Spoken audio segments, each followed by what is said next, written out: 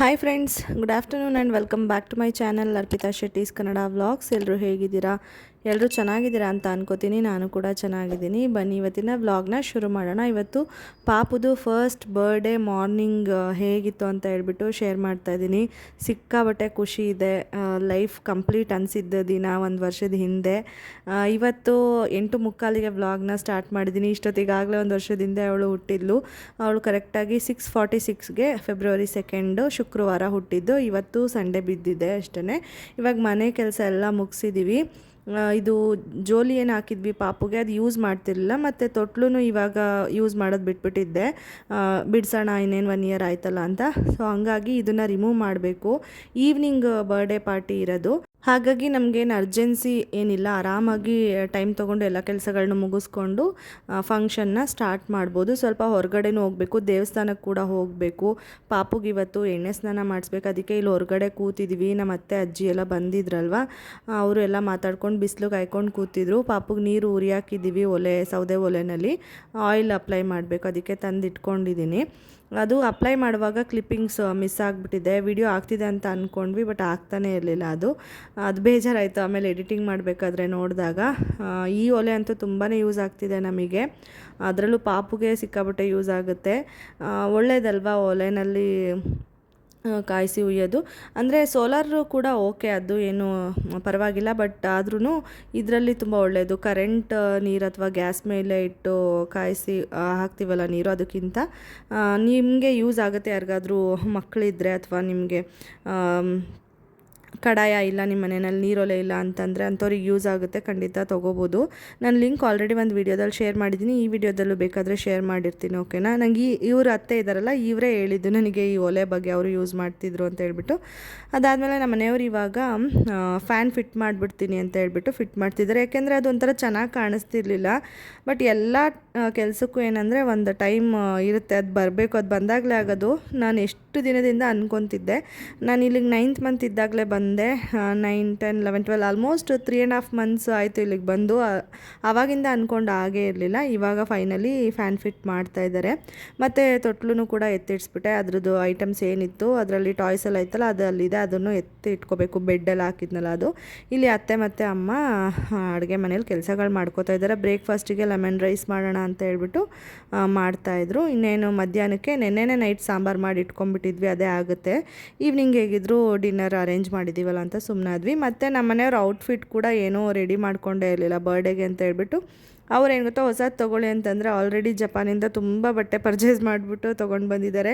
ಇಲ್ಲಿನೂ ಅವರಿಗೆ ವಾರ್ಡ್ರೋಬ್ ತುಂಬ ಇದೆ, ಬಟ್ಟೆ ಜಾಗ ಇಲ್ಲ ಇಡೋಕ್ಕೆ ಅಂತ ಹೇಳ್ಬಿಟ್ಟು ಅವ್ರು ತೊಗೊಳ್ಳೋದೇ ಇಲ್ಲ. ಯಾವಾಗಲೂ ಅಷ್ಟೇ ಇರೋದನ್ನೇ ಹಾಕ್ಕೊತಾರೆ. ಹಾಗಾಗಿ ಅವ್ರದ್ದು ಸೂಟ್ಸ್ ಎಲ್ಲ ಇತ್ತು, ಅದು ತೆಗೆದಿಟ್ಕೊಂಡಿದ್ದಾರೆ. ಯಾವುದಾದ್ರೂ ಒಂದು ಹಾಕ್ಕೊತೀನಿ ಅಂತ ಹೇಳ್ಬಿಟ್ಟು ನಾನು ಪಾಪು ನೋಡಿ ಇಲ್ಲಿ ರೆಡಿಯಾಗಿ ಬಂದ್ವಿ. ಪಾಪುಗೆ ಒಂದು ಮಿಕ್ಕಿ ಮೌಸ್ ಡ್ರೆಸ್ ಇತ್ತು, ನಮ್ಮ ಮನೆಯವ್ರು ಜಪಾನಿಂದ ತಂದಿದ್ದು. ಸ್ವಲ್ಪ ಸೈಜ್ ದೊಡ್ಡದಾದ್ರೂ ಹೊಸದು ಬಟ್ಟೆ ಹಾಕಬೇಕಲ್ವ ಅಂದ್ಬಿಟ್ಟು ಚೆನ್ನಾಗಿ ಎಣ್ಣೆ ಎಲ್ಲ ಮಸಾಜ್ ಮಾಡಿ ಮತ್ತು ಬಿಸಿಲು ಕಾಯಿಸಿ ಸ್ನಾನ ಮಾಡಿಸ್ಕೊಂಡು ಬಂದು, ನಾನು ಫಸ್ಟ್ ಅವಳಿಗೆ ಸ್ನಾನ ಮಾಡಿಸ್ಬಿಟ್ಬಿಟ್ಟು ಆಮೇಲೆ ಹೋಗಿ ನಾನು ಫ್ರೆಶ್ ಅಪ್ ಆಗಿ ಬಂದು ಇವಾಗ ವ್ಲಾಗ್ನ ಮಾಡ್ತಾಯಿದ್ದೀನಿ. ತುಂಬ ಕ್ಯೂಟಾಗಿ ಕಾಣಿಸ್ತಾ ಇದ್ಲು ಮಿಕ್ಕಿ ಮೌಸ್ ಡ್ರೆಸ್ಸಲ್ಲಿ.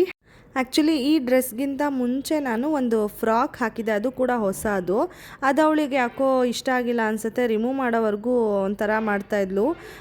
ಕ್ಯಾನ್ ಥರ ಎಲ್ಲ ಕೊಟ್ಟಿರ್ತಾರಲ್ಲ, ಅದು ಅವಳಿಗೆ ಚುಚ್ತಾಯಿತ್ತೋ ಏನೋ. ಅದಕ್ಕೇ ಕಾಟನ್ ಫ್ರಾಕೇನೆ ಅದು. ಅದಕ್ಕೆ ಏನು ಮಾಡಿದೆ, ಇದೊಂಥರ ಸಾಫ್ಟ್ ಮೆಟೀರಿಯಲು, ಸ್ವಲ್ಪ ದೊಡ್ಡ ಸೈಜ್ ಆದರೂ ಪರವಾಗಿಲ್ಲ ಅಂತ ಹೇಳ್ಬಿಟ್ಟು ಇದು ಹಾಕಿದ್ದೀನಿ. ಆರಾಮಾಗಿ ಆಟ ಆಡಿಕೊಂಡು ಇದ್ದಾಳೆ. ಅಂದರೆ ಇವಾಗ ಇವಳಿಗೆ ಆಯಿಲ್ ಮಸಾಜ್ ಎಲ್ಲ ಮಾಡೋದು ತುಂಬಾ ಕಷ್ಟ. ಬಿದ್ದು ಬಿದ್ದು ಓಡ್ತಿರ್ತಾಳೆ. ಬಾಡಿ ಲೋಷನ್ ಹಚ್ಚೋದಾಗಿರ್ಬೋದು, ಅದೆಲ್ಲ ಸಿಕ್ಕಾಬಟ್ಟೆ ಕಷ್ಟ. ಆದರೂ ಹೆಂಗೋ ಮ್ಯಾನೇಜ್ ಮಾಡಿ ಹಚ್ಚಿದೆ. ಇನ್ನು ಎಕ್ಸಸೈಸ್ ಅಂತೂ ಮಾಡ್ಸೋಕ್ಕೆ ಆಗಲ್ಲ, ಅವಳು ನಮಗೆ ಎಕ್ಸಸೈಸ್ ಮಾಡಿಸ್ತಾಳೆ. ಲಾಸ್ಟ್ ವ್ಲಾಗಲ್ಲೇ ನೋಡಿದ್ರಿ, ವಾಟರ್ ಬಾಟಲ್ ಎಲ್ಲ ತರಿಸಿಟ್ಕೊಂಡಿದ್ವಿ. ಒಂದು 150 ಅಂತ ಅನಿಸುತ್ತೆ, ಒಂದು ಅಪ್ರಾಕ್ಸಿಮೇಟಾಗಿ ತರಿಸಿಟ್ಕೊಂಡಿದ್ವಿ ಇರಲಿ ಎಕ್ಸ್ಟ್ರಾ ಅಂತ. ಆ್ಯಂಡ್ ಇವಾಗ ಶಾಮಿಯಾನದವ್ರಿಗೆಲ್ಲ ಹೇಳಿದ್ವಿ, ಅವರು ಎಲ್ಲ ಬಂದು ಅವ್ರ ಕೆಲಸಗಳನ್ನ ಮಾಡ್ತಾಯಿದ್ದಾರೆ. ಈ ರೀತಿ ನಮ್ಮನೆ ಪಕ್ಕನೇ ಜಾಗ ಇತ್ತಲ್ಲ, ಇಲ್ಲೇ ಅರೇಂಜ್ಮೆಂಟ್ಸ್ ಎಲ್ಲ ಮಾಡಿಬಿಟ್ಟು ಮಾಡಬೇಕು ಅಂತ ಹೇಳ್ಬಿಟ್ಟು ನಾವು ಆಲ್ಮೋಸ್ಟ್ 1 ಮಂತಿಂದನೇ ಪ್ಲ್ಯಾನ್ ಮಾಡ್ಕೊಂಡಿದ್ವಿ. ಏಕೆಂದರೆ ನಮಗೂ ಐಡಿಯಾ ಮುಂಚೆನೇ ಇದ್ದರೆ ಎಲ್ಲಿ ಮಾಡೋದು ಏನು ಅಂತ ಅದು ಪರ್ಫೆಕ್ಟಾಗಿ ಎಕ್ಸಿಕ್ಯೂಟ್ ಆಗುತ್ತೆ ಪ್ಲ್ಯಾನ್. ಇಲ್ಲ ಅಂದರೆ ಚೆನ್ನಾಗಿರಲ್ಲ ಅಂದ್ಬಿಟ್ಟು ಎಲ್ಲ ಪ್ಲ್ಯಾನ್ ಮಾಡ್ಕೊಂಡಿದ್ವಿ. ಹೇಗಿದ್ದರೂ ನಮಗೆ ಸ್ಪೇಸ್ ಇದೆ ಇಲ್ಲಿ ಮನೆ ಪಕ್ಕ ದೊಡ್ಡದಾಗೇ, ಅದನ್ನು ಪ್ರಾಪರಾಗಿ ಯುಟಿಲೈಸ್ ಮಾಡಿಕೊಂಡ್ರೆ ಚೆನ್ನಾಗಿರುತ್ತೆ ಇಲ್ಲಿ ಫಂಕ್ಷನ್ ಅನ್ನೋದು ನನಗೆ ಮತ್ತು ನಮ್ಮ ಮನೆಯವ್ರಿಗೆ ಅನಿಸ್ತು. ಹಾಗಾಗಿ ನಾವು ಪ್ಲ್ಯಾನ್ ಮಾಡಿಬಿಟ್ಟು ಈ ಥರ ಫುಲ್ಲು ಕವರ್ ಮಾಡಿಸಿದ್ವಿ. ಶಾಮಿಯಾನದಲ್ಲಿ ಫೋಕಸ್ ಲೈಟ್ಸು ಮತ್ತು ಕಲರ್ ಲೈಟ್ಸ್ ಎಲ್ಲ ಬರುತ್ತಲ್ಲ ಆ ಥರದ ಲೈಟ್ಸು, ಸ್ಪೀಕರು ಬೇಕು ಅಂತ ಅಂದ್ಕೊಂಡು ಅದನ್ನು ತರಿಸಿದ್ವಿ. ಸಾಂಗ್ಸ್ ಎಲ್ಲ ಪ್ಲೇ ಮಾಡಿದ್ರೆ ಚೆನ್ನಾಗಿರುತ್ತೆ ಬ್ಯಾಕ್ಗ್ರೌಂಡಲ್ಲಿ ಅಂತ. ಜೊತೆಗೆ ಸೀರಿಯಲ್ ಲೈಟ್ಸ್ ಕೂಡ ಹಾಕ್ಸ್ತಿದ್ದೀವಿ. ಈವ್ನಿಂಗ್ ಪಾರ್ಟಿ ಆಗಿರೋದ್ರಿಂದ ತುಂಬ ಜನ ನನಗೆ ಸಜೆಸ್ಟ್ ಮಾಡಿದ್ರು ಮಧ್ಯಾಹ್ನನೇ ಮಾಡಿಬಿಡಿ, ಬಂದು ಹೋಗೋಕ್ಕೆಲ್ಲ ಚೆನ್ನಾಗಿರುತ್ತೆ ಅಂತ. ಒಂದು ಕಡೆ ಅನಿಸ್ತಿತ್ತು ಮಧ್ಯಾಹ್ನ ಮಾಡಬೇಕಿತ್ತೇನೋ ಅಂತ, ಬಟ್ ಬರ್ಡೇ ಪಾರ್ಟಿನ ಈವ್ನಿಂಗ್ ಮಾಡಿದ್ರೆ ಚೆನ್ನಾಗಿರುತ್ತೆ ಅನ್ನೋದು ನಮ್ಮ ಮೈಂಡಲ್ಲಿ ಫಿಕ್ಸ್ ಆಗಿಬಿಟ್ಟಿತ್ತು ನನಗೂ ನಮ್ಮ ಮನೆಯವ್ರಿಗೂ. ಅದಕ್ಕೆ ಈ ಥರ ಎಲ್ಲ ಅರೇಂಜ್ಮೆಂಟ್ಸ್ ಮಾಡಬೇಕು ಅಂತ ಅಂದ್ಕೊಂಡಿದ್ವಲ್ಲ, ಇದೆಲ್ಲ ಈವ್ನಿಂಗಲ್ಲೇ ಚೆನ್ನಾಗಿ ಕಾಣೋದು. ಅದಕ್ಕೇ ನಾವು ಈವ್ನಿಂಗಿಗೆ ಫಿಕ್ಸ್ ಆದ್ವಿ.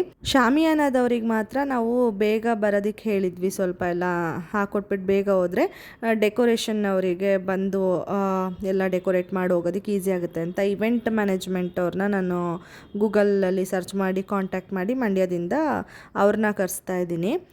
JB ಇವೆಂಟ್ಸ್ ಅಂತ ಹೇಳ್ಬಿಟ್ಟು ಅವರು 2 o'clock ಹಾಗೆ ಬರ್ತೀನಿ ಮೇಡಮ್ ಅಂತ ಹೇಳಿದರು. ಸರಿ, ನಮಗೂ ಕೆಲಸ ಇತ್ತು, ದೇವಸ್ಥಾನಕ್ಕೆ ಹೋಗಬೇಕಾಗಿತ್ತು, ಮತ್ತು ಬರ್ಡೇ ಕೇಕ್ ಆರ್ಡರ್ ಮಾಡಿದ್ವಲ್ಲ ಲಾಸ್ಟ್ ಟೈಮು, ಅದನ್ನು ನಾವು ರಿಸೀವ್ ಮಾಡ್ಕೊಂಡು ತರಬೇಕಾಗಿತ್ತು.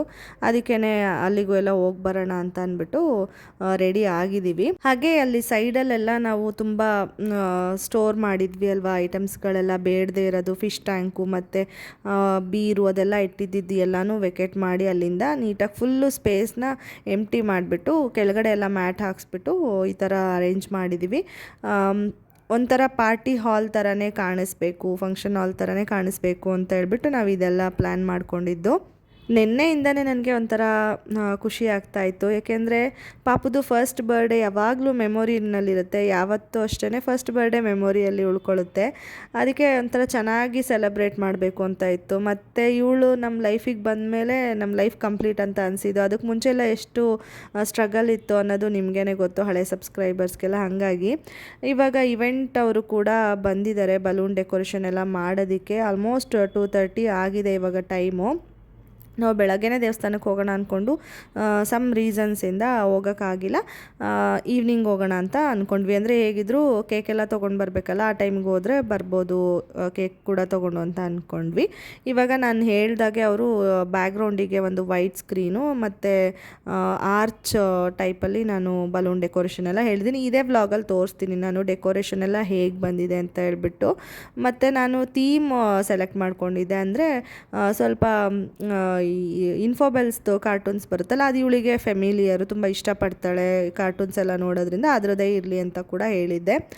ಕೇಕ್ ಕೂಡ ನಾನು ಸ್ವಲ್ಪ ತೋರಿಸ್ತೀನಿ, ಗೆಸ್ ಮಾಡಿ ನೀವು ಹೇಗೆ ಬಂದಿದೆ ಅಂತ.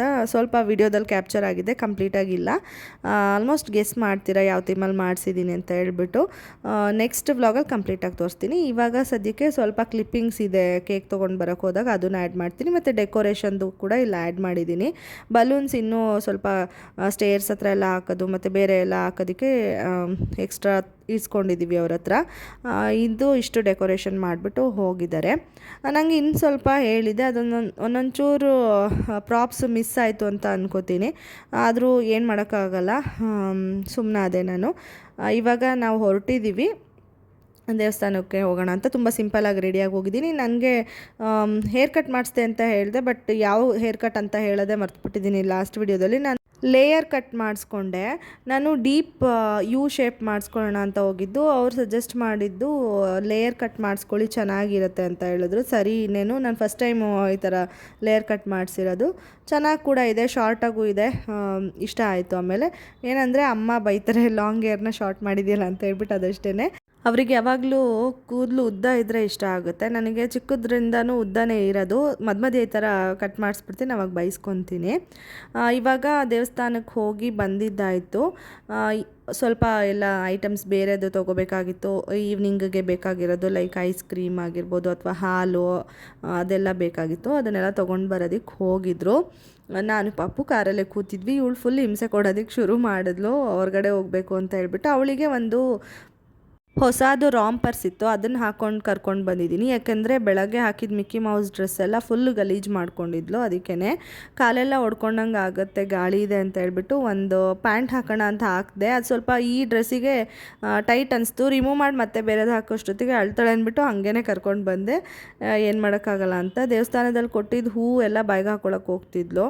ಆಮೇಲೆ ನೆಕ್ಸ್ಟ್ ಅಲ್ಲೆಲ್ಲ ಕೆಲಸ ಮುಗಿಸ್ಕೊಂಡು ಕೇಕ್ ರಿಸೀವ್ ಮಾಡ್ಕೊಂಡು ಮನೆಗೆ ಹೋಗೋಣ, ಇನ್ನೇನಿಲ್ಲ ಕೆಲಸ ಅಂತ ಹೇಳ್ಬಿಟ್ಟು ಬಂದ್ವಿ. ಅಲ್ಲಿ ನೋಡಿದ್ರೆ ಅವರು ಕೋನ್ ಬರುತ್ತಲ್ಲ ಅದರಲ್ಲಿ ನೇಮ್ ಬರೆದಿದ್ರು. ನಮ್ಮ ಮನೆಯವರು ಅದನ್ನು ಅಬ್ಸರ್ವ್ ಮಾಡಿಬಿಟ್ಟು, ನಾನು ಅಬ್ಸರ್ವ್ ಮಾಡಿಲ್ಲ, ಅವ್ರು ಮಾಡಿಬಿಟ್ಟು ಅದು ಬೇಡ ನಮಗೆ ಮೌಲ್ಡ್ಸಲ್ಲಿ ಮಾಡಿಬಿಟ್ಟು ಎಡಿಬಲ್ ಮೆಟೀರಿಯಲಲ್ಲಿ ಕೊಡ್ತಾರಲ್ಲ ಆ ಥರ ಮಾಡಿಕೊಡಿ ಅಂತ ಹೇಳಿದ್ರು. ಹಾಗಾಗಿ ಇವರು ಅದನ್ನು ಇವಾಗ ಮಾಡ್ತಾಯಿದ್ದಾರೆ. ಕೇಕಲ್ಲಿ ಕಾಣಿಸ್ತಾ ಇದೆ ಸ್ವಲ್ಪ ನಿಮಗೆ.